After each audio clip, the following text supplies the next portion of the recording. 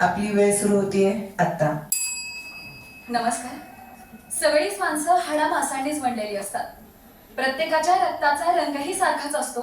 पण या सगळ्यातून काही असामान्य ठरतात, कारण त्या प्रत्येकाला ह्या गोष्टीचं भान असतं की आपण आपल्या समाजाचं काहीतरी देणं लागतो.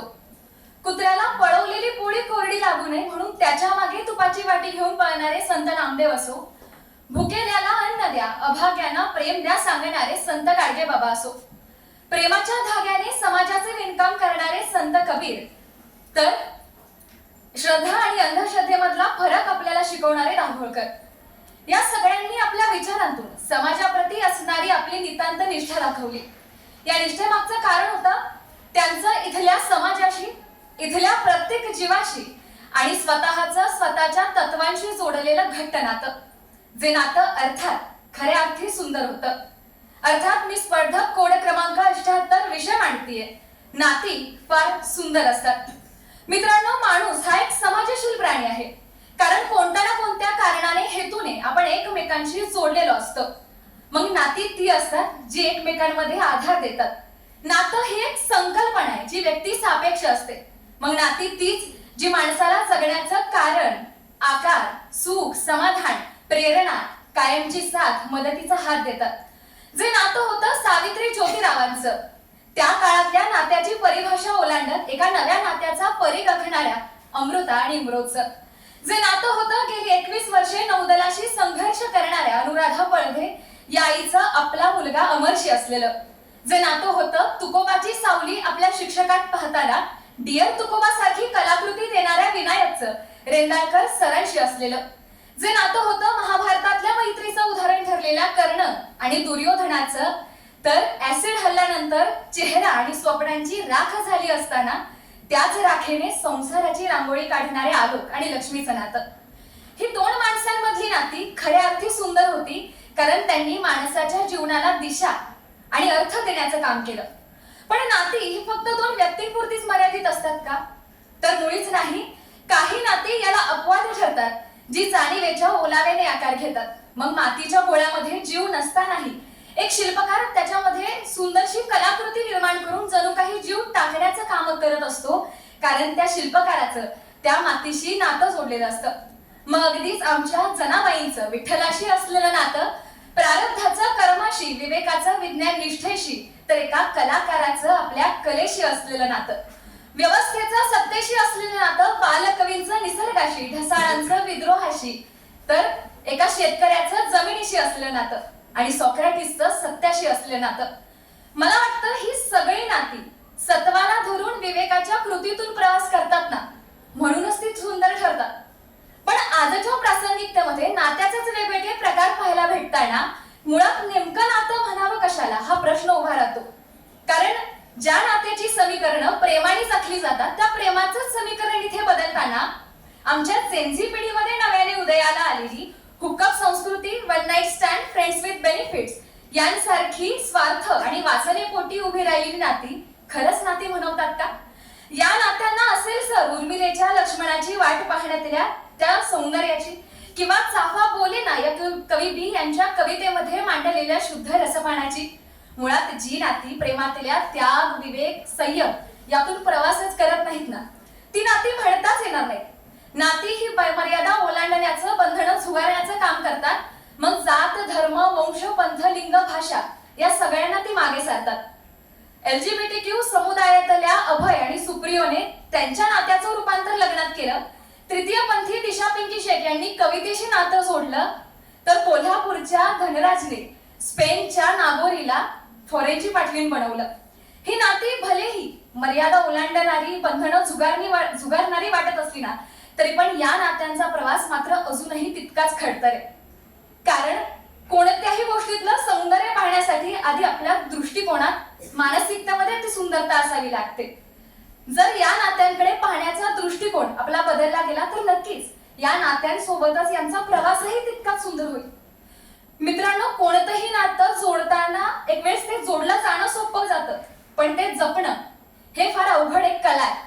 त्यामुळे कोणतंही नातं जपताना, जोडताना ही गोष्ट लक्षात घेणं महत्वाचे की नेमकं ते जोडलं कशाशी जाते. कारण अर्थहीन, दिशाहीन गोष्टी कधीच सुंदर नसतात. जसं ज्ञान आणि अज्ञानाचं नातं कधीच सुंदर असू शकत नाही, तसंच प्रेमाचं वासनेशी असलेलं नातं, अंधश्रद्धेचं श्रद्धेशी असलेलं नातं, विवेकाचं विकृतीशी असलेलं नातं आणि सेवेचं स्वार्थाशी असलेलं नातं हे कधीच सुंदर असू शकत नाही. माफ करा, विषय गोड दिलाय म्हणून तो तसाच मांडला जावा हा अट्टहास बाळगणं मला योग्य वाटत नाही, कारण माझं वास्तवाशी नातं जोडलेलं आहे. ज्ञानोबा माऊली पसायदानातून हे विश्वाचे माझे घर विश्वात्मके देवेची इच्छा व्यक्त करतात, कारण पसायदानातून विश्वातल्या माणसांना जोडण्याचं सामर्थ्य व्यक्त होतं. माणसांना विश्वामध्ये एकत्र आणण्याचं काम ते पसायदान करतं, कारण ते वैश्विक नात्यावरती भाष्य करतं. त्यामुळे जगातलं सर्वात सुंदर नातं मला माणसाचं माणुसकीशी असणार वाटतं. पण आज याच नात्याला कायम फासणाऱ्या घटना जगाच्या कानाकोपऱ्यात घडतायत. राष्ट्रात वाद पेटतायत. माणसालाच माणूस म्हणणं कठीण जातंय. हे विश्वाची माझे घर हे फक्त बोलण्यापुरतच मर्यादित राहिलंय, पण घर हे चांड भिंतींनी बनत नाही, तर ते माणसांनी बनतं. हा विचार जपणारी जाणणारी माणसंच आज आजूबाजूला दिसत नाहीयेत. विंदांच्या शब्दातले मग काही कवितेतले शब्द आठवतात की रक्तातील कोसळत भिंती मानवाचे अंती एकगोत्र. त्यामुळे माणसाच्या रक्तातील भिंती कोसळू देत.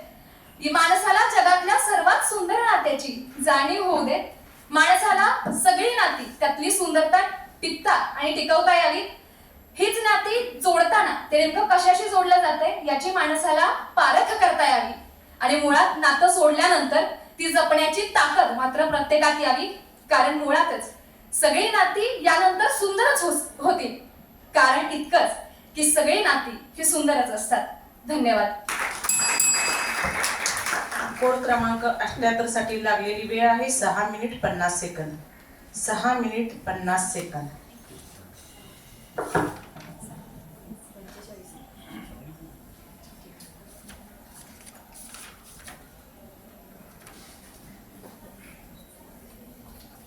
आता स्पर्धेसाठी आलेला स्पर्धक कोड क्रमांक आहे 45 आणि यानंतरचा पुढचा स्पर्धक कोड क्रमांक जो आहे, जो आता काढलेला आहे तो आहे 79. स्पर्धक कोड क्रमांक 79 उपस्थित आहे या सभागृहात, असं तर त्यांनी हात वरती करायचा आहे. स्पर्धक कोड क्रमांक 79.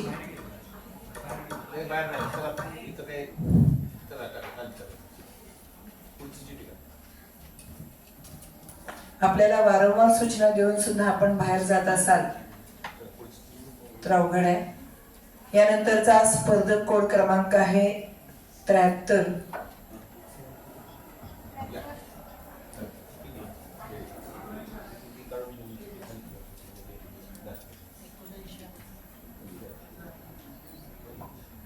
स्पर्धक कोड क्रमांक 45.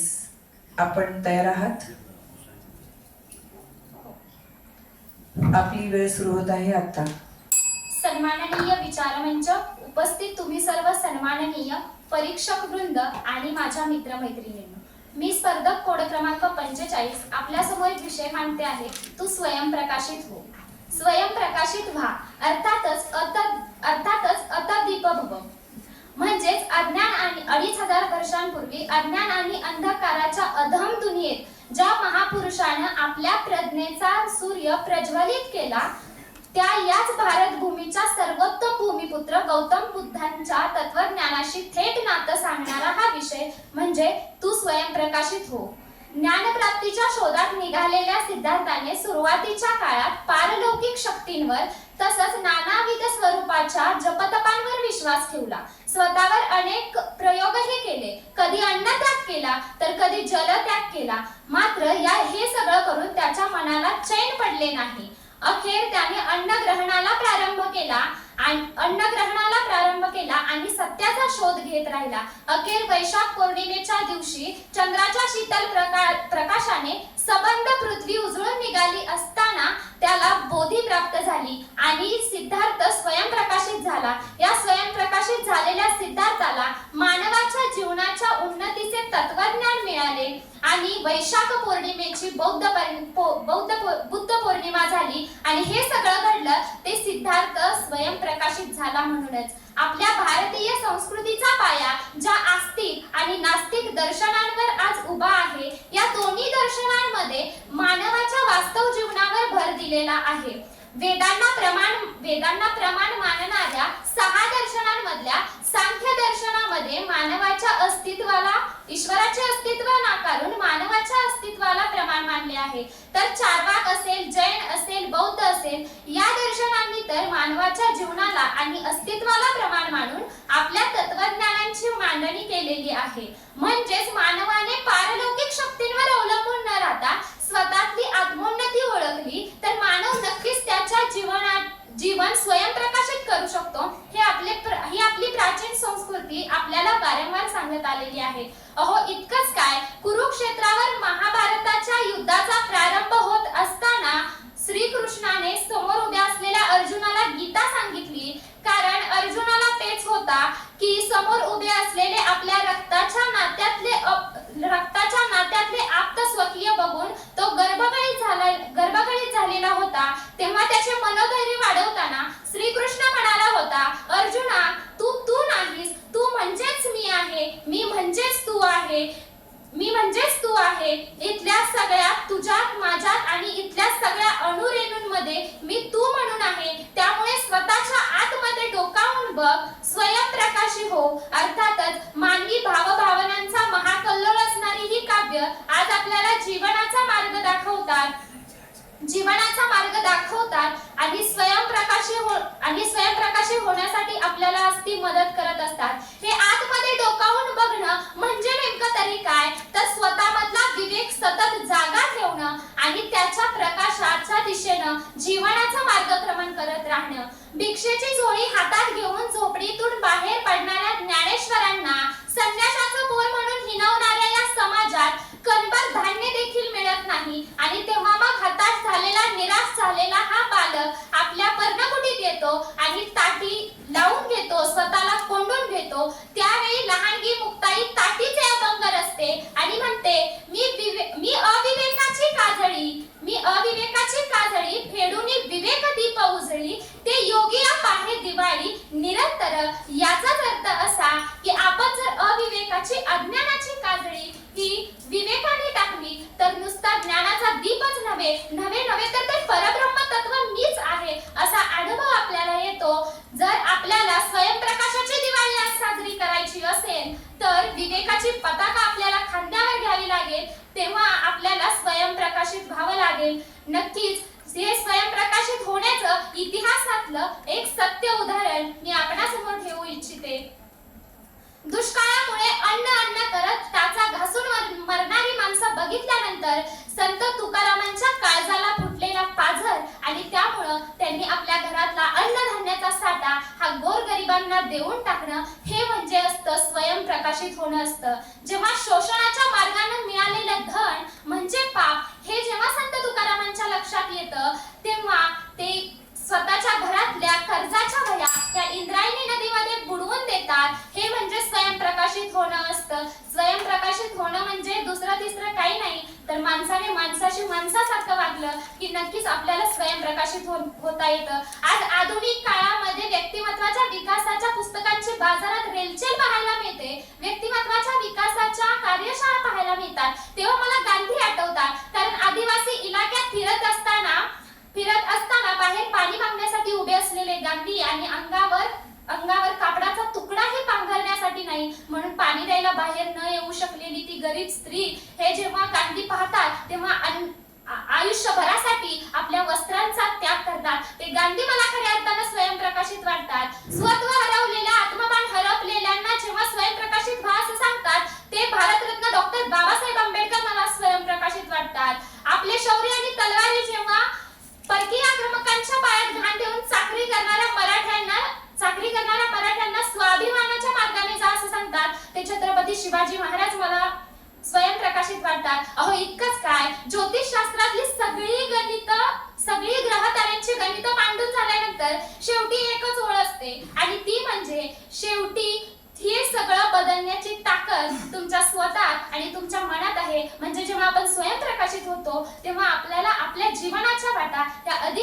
वाटायला लागतात.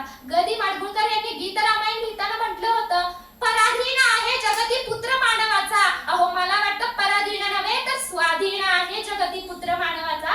द सिक्रेट या जगप्रसिद्ध पुस्तकात रॉन्डा बर्न यांनी जगात काहीही अशक्य नाही, सगळं काही शक्य आहे, फक्त तुम्ही स्वयंप्रकाशित झालात ना, फक्त तुम्ही स्वयंप्रकाशित झालात तर हे जगही हलवण्याची ताकद तुमच्या माझ्यात आहे असं सांगितलं होतं. मला वाटतं खऱ्या अर्थानं जर आपण माणसाने, माझ्या दृष्टीने बघितलं तर माणसाने माणसाशी माणसासारखं वागलं तर नक्कीच आपण स्वयंप्रकाशित होऊ शकतो. इतकाच मापक आशावाद व्यक्त करते आणि थांबते. मनपूर्वक धन्यवाद.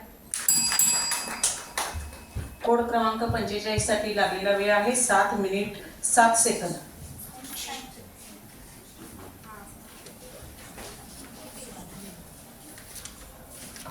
स्पर्धक कोड क्रमांक 73 ने इथं पुढे यायचं आहे आणि एक चिठ्ठी काढायची आहे.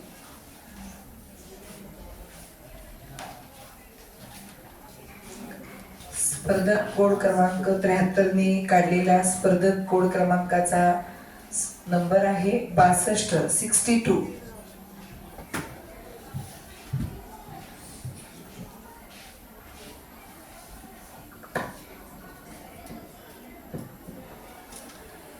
स्पर्धक कोड क्रमांक 73, आपण तयार आहात? येस. तुमची वेळ सुरू होत आहे आता. Hello everyone. Imagine being born in a world where your first lullaby is buzz of notification. Where the first babysitter your parents ever invested was a glowing tablet. Where Wi-Fi was more consistent than electricity. And the word streaming was always used for Netflix and never for river. Well, that's my story. And you don't have to imagine. Just look around.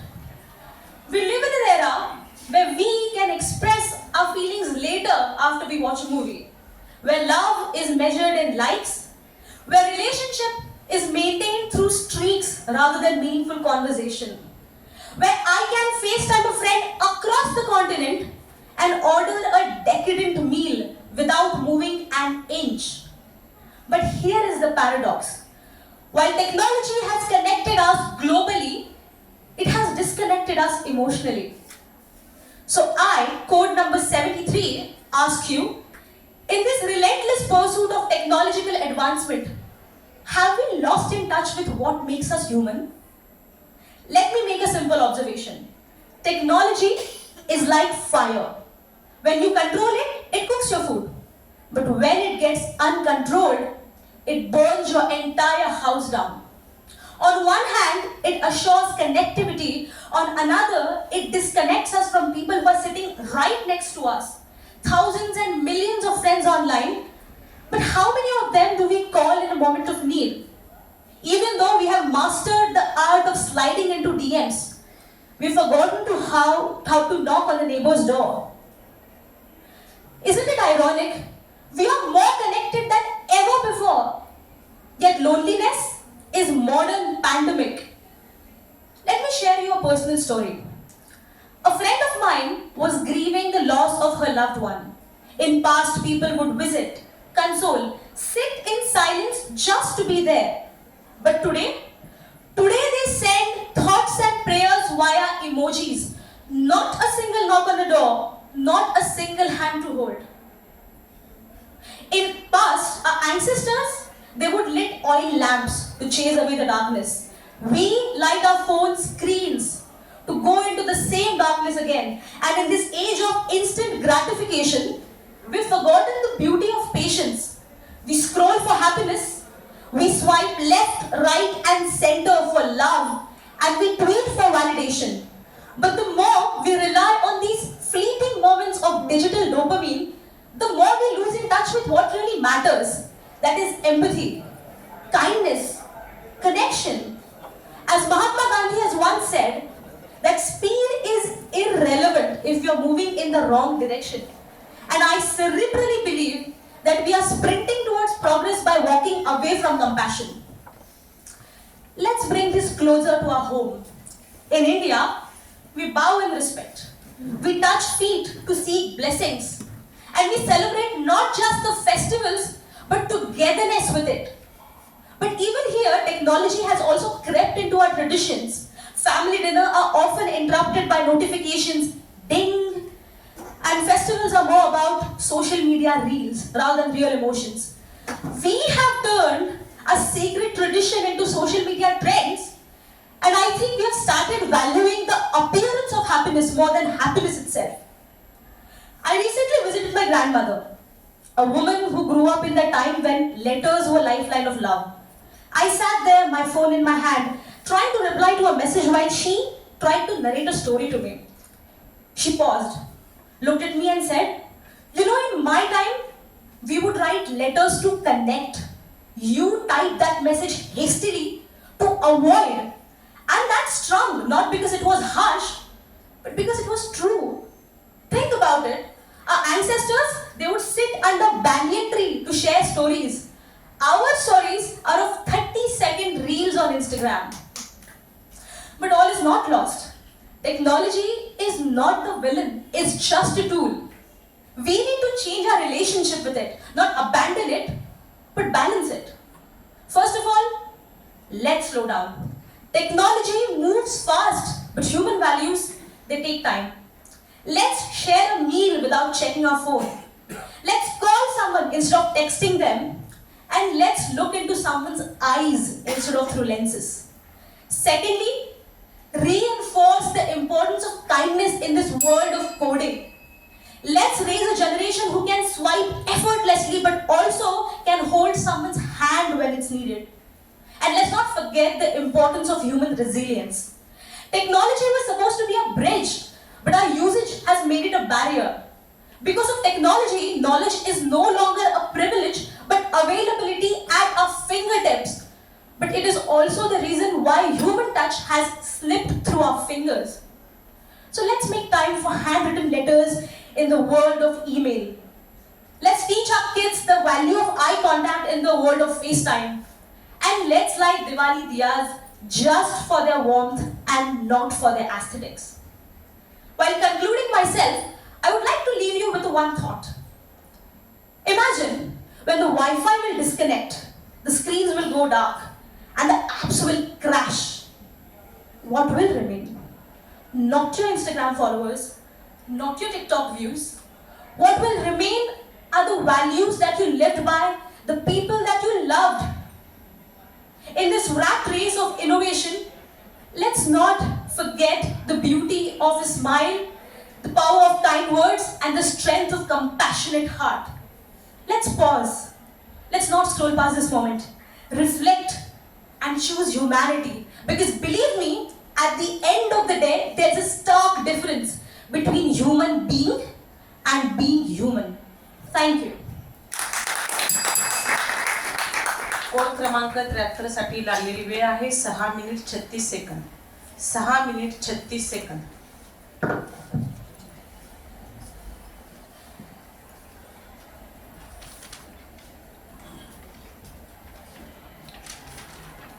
आता स्पर्धेसाठी येणारा विद्यार्थी आहे code क्रमांक 62 आणि त्याने काढलेल्या चिठ्ठीचा code क्रमांक आहे 67.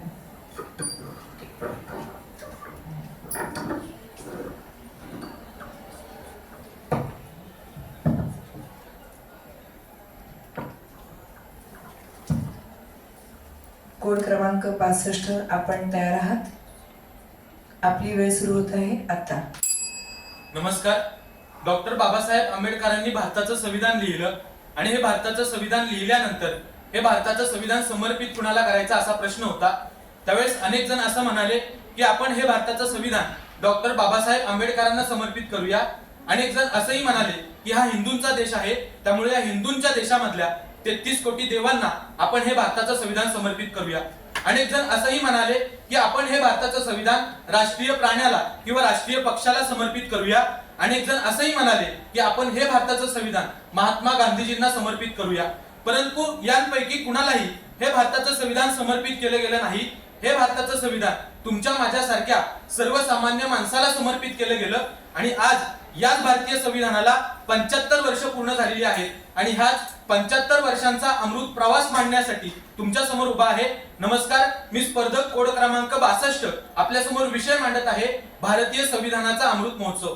मित्रांनो, भारतीय संविधान हे देशाला सामाजिक, आर्थिक, राजकीय आणि सांस्कृतिक अशा सगळ्याच संरचनांचा पाया घालण्याचं काम करतं. भारतीय संविधान तुम्हा आम्हा प्रत्येकाला मूलभूत हक्क आणि मूलभूत कर्तव्य देण्याचं काम सुद्धा करत असतं. डॉक्टर बाबासाहेब आंबेडकर असं म्हणतात की भारतीय संविधान ही फक्त कायद्याची एक पुस्तिका नाही, तर हे भारतीय संविधान स्वातंत्र्य, समता, बंधुता, न्याय अशा सगळ्या मूल्यांना रुजवणारं एक साधन आहे. आणि हे भारतीय संविधान जर का आपल्याला टिकवायचं असेल तर त्याचा सन्मान करणं हे अत्यंत गरजेचं आहे. मित्रांनो, अमेरिकेचे राष्ट्राध्यक्ष बराक ओबामा असं म्हणतात की भारतीय संविधान हे फक्त भारतासाठी नाही तर ते संपूर्ण जगासाठी आदर्श आहे. म्हणजे भारतीय संविधान हे विविधतेत एकता कशी टिकवायची याचं प्रतीक आहे. परंतु मित्रांनो, भारतीय संविधानाचा अमृत महोत्सव असं म्हणत असताना भारतीय संविधानाचा प्रवास मांडणं मला अत्यंत गरजेचं वाटतं. म्हणजे भारतीय संविधानामध्ये आतापर्यंत 105 घटना दुरुस्ती झाल्या, ज्याच्या माध्यमातून पहिली घटना दुरुस्ती ही 1951 मध्ये झाली. 7वी घटना दुरुस्ती ही 1956 मध्ये झाली, ज्याच्या माध्यमातून भारतीय राज्यांचा पुनर्विचार केला गेला, भारतीय संघराज्याची स्थापना केली गेली. पुढे ही 10वी घटना दुरुस्ती झाली, ज्याच्या माध्यमातून इथल्या प्रत्येक पुढे 10वी घटना दुरुस्ती झाली आणि ज्याच्या माध्यमातून गोवा, दीप, दमन या राज्यांचा भारतामध्ये समावेश केला गेला. पुढे 42वी घटना दुरुस्ती झाली आणि इथल्या भारतीय संविधानामध्ये धर्मनिरपेक्षता आणि समाजवादी हे 2 शब्द जोडले गेले. त्याच्यानंतर 61वी घटना दुरुस्ती झाली, ज्या घटना दुरुस्तीमध्ये इथल्या प्रत्येक माणसाला समानतेचा अधिकार प्राप्त झाला. त्याच्यानंतर पुढे जाऊन 101वी घटना दुरुस्ती झाली आणि इथल्या 106वी घटना दुरुस्ती झाली आणि इथल्या महिलांना 33% आरक्षणाची तरतूद झाली.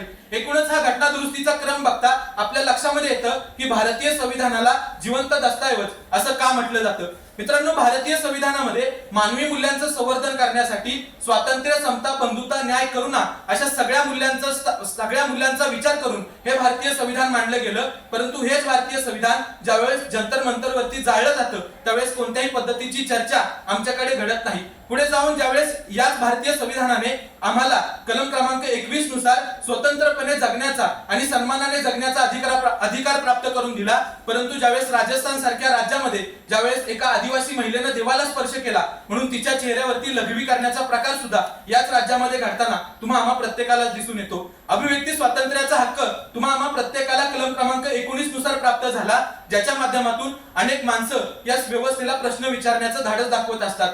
परंतु पत्रकारितेच्या माध्यमातून राणा आयुब, रवीश कुमार, निखिल वागळे यांसारखे पत्रकार ज्यावेळेस या व्यवस्थेला प्रश्न विचारण्याचं धाडस दाखवतात त्यावेळेस त्यांना पत्रकारितेच्या रिंगणातून बाहेर फेकलं जातं, त्यांच्या पत्रकारितेवरती बंदी आणली जाते. अगदी रोहित वेमुला सारखा एक तरुण ज्यावेळेस या व्यवस्थेला अन्यायाविरुद्ध प्रश्न विचारत असतो त्यावेळेस त्याला आत्महत्येसाठी प्रवृत्त केलं जातं. म्हणजे एकूणच आमच्या इथल्या या अभिव्यक्ती स्वातंत्र्याची आज गळचेपी केली जाते का याचा विचार आम्ही प्रत्येकाने केला पाहिजे. मित्रांनो, आमची भारतीय राज्यघटना ही धर्मनिरपेक्ष आहे, परंतु या धर्मनिरपेक्ष राज्यघटनेमध्ये आजही धर्माचं राजकारण पेरलं जातं, धार्मिक कट्टरता पेरली जाते, ज्याच्या माध्यमातून आजही जर काही धार्मिक कट्टरता पेरली जात असेल तर मग या अनुषंगाने आपण बोंबई खटला लक्षामध्ये घेतला तर या खटल्यामध्ये कोर्टाने असं सांगितलेलं आहे की भारतीय संविधानिक तरतुदीनुसार राजकारणामध्ये धर्माचा वापर करणं हे चुकीचं आहे. म्हणजे धर्माचा प्रचार आणि प्रसार करणं यामध्ये कोणताही गैर नाही, परंतु एखादा धर्म एखाद्या व्यक्तीवरती लादणं हे मात्र संविधानाच्या कलम 25, 26, 27 आणि 28 नुसार चुकीचं आहे. ही बाब इथल्या राजकीय नेत्यांनी लक्षामध्ये घेणं मला असं वाटतं अत्यंत गरजेचं आहे. मित्रांनो, आता आमच्या भारतामध्ये संविधान नाकारण्याची भाषा सुद्धा केली जात आहे. म्हणजे काही दिवसांपूर्वी उत्तराखंडचे मुख्यमंत्री ज्यावेळेस संविधान नाकारण्याची भाषा करतात, अगदी संविधानिक पदावरती बसलेले अनेक व्यक्ती ज्यावेळेस संविधान हटावचा नारा देताना सुद्धा तुम्हा आम्हा प्रत्येकाला दिसून येतात. परंतु दुसऱ्या बाजूला मात्र संविधान बचावची रॅली सुद्धा निघताना आपल्याला दिसून येते. अगदी देशाचे पंतप्रधान नरेंद्र मोदी हे KYC नो युअर कॉन्स्टिट्यूशनचा नारा देताना सुद्धा तुम्हा आम्हा प्रत्येक प्रत्येकालाच दिसतात. संविधान भान अशा अनेक सोशल मीडिया ट्रेंडच्या माध्यमातून इथल्या तरुणांना जागृत करण्याचं सामर्थ्य सुद्धा इथली तरुणाई या संविधानाच्या माध्यमातून बाळगत आहे. ही गोष्ट आपण समजून घेतली पाहिजे. परंतु मित्रांनो, आता आपल्या भारतीय संविधानाला 75 वर्ष पूर्ण झालेली आहेत आणि येणाऱ्या काळामध्ये जर का आपल्याला भारतीय संविधानाचं जतन करायचं असेल तर तो येणारा काळ हा तंत्रज्ञानाचा आणि सोशल मीडियाचा काळ असणार आहे. मग या काळामध्ये आपण कायदेशीर तरतुदी करणं अत्यंत गरजेचं आहे. कारण कायदेशीर तरतुदी जर केल्या तर संविधानिक पदावरती बसलेला एखादा नेता ज्यावेळेस त्याच्यावरती सोशल मीडियाच्या माध्यमातून त्याला वेगवेगळ्या पद्धतीने ट्रोल केलं जातं, हे बंद होईल. ही गोष्ट आपण समजून घेतली पाहिजे. एकूणच भारतीय संविधानाचं पुढील काळामध्ये जतन करण्यासाठी मला असं वाटतं की आपल्याला हे सगळे व्यभिचारी मार्ग बाजूला करून परिवर्तनाच्या वाटा ह्या निर्माण कराव्या लागतील. ज्या वाटेवरती इतर काही नसेल असतील तर कुठेतरी शंतनू कांबळेंचे शब्द असतील की समतेच्या वाटेनं तू यावं, खणकावित पैंजण तू यावं. ते समतेचं पैंजण पायात घालून आपण समान समतेचा प्रवास करू आणि संविधानाचं जतन करत एक विकसित राष्ट्र म्हणून उभे राहू. आणि शेवटी फक्त इतकंच कि हर एक कथा से यहाँ इनकलाब उठना चाहिए, हर एक कथा से यहाँ इतिहास रचना चाहिए. सिर्फ शोर मचाना हमारा मकसद नहीं जनाब, हमारी कोशिश है ये सूरत बदलनी चाहिए. मनपूर्वक धन्यवाद. कोड क्रमांक 62 साठी लागलेला वेळ आहे 6 मिनिट 42 सेकंद. 6 minute 42 second. आता स्पर्धक कोड क्रमांक 67 येत आहे. मॅम 2 मिनिटं.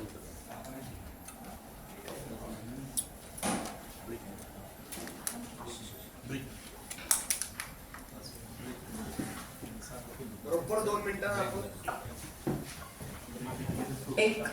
2 ते 5 मिनिटाची या ठिकाणी 5 नाही 2च